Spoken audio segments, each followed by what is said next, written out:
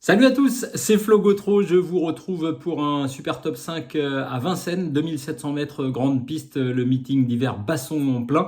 Et c'est vrai que c'est une course assez intéressante, on va retrouver des chevaux qu'on connaît bien.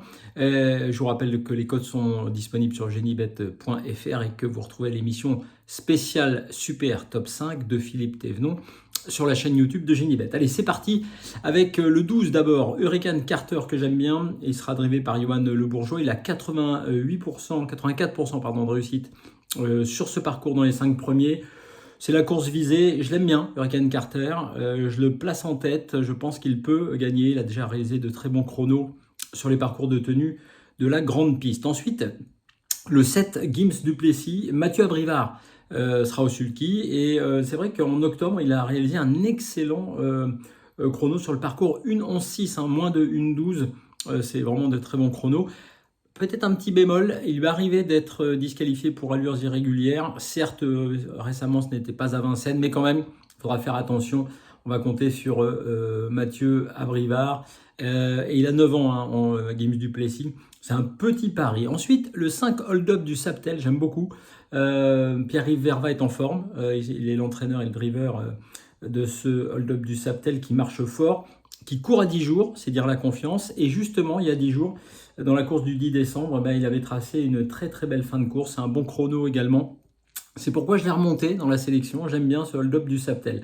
Puis le 11, Harrison du Plessis, drivé par Eric Raffin, 88% de réussite dans les 5 premiers, donc lui il aime bien le parcours.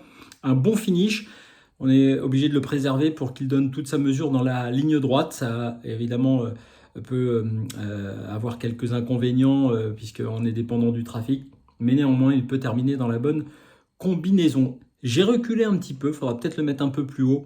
Le 9 Ed Scott, qui sera pour certains le favori de la course, 66% de réussite dans les 4 premiers sur ce parcours. Il a gagné le 22 novembre dernier devant Iroise de la Noé, rien que ça. Anthony Barrier sera toujours à son sulky, même configuration de ferrure.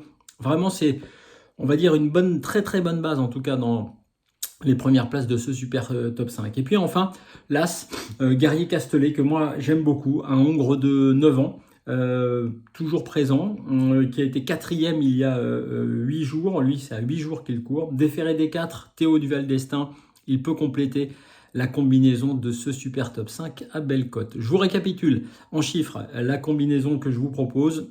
Le 12, le 7, le 5, le 11, le 9, hélas. Voilà pour ce prix de Strasbourg. Je vous rappelle que nous, on se retrouve tous les jours sur le compte X de Genibet et sur mon compte X. Je vous donne chaque jour mes 3 chevaux préférés pour le Super Top 5. Bonne journée à tous.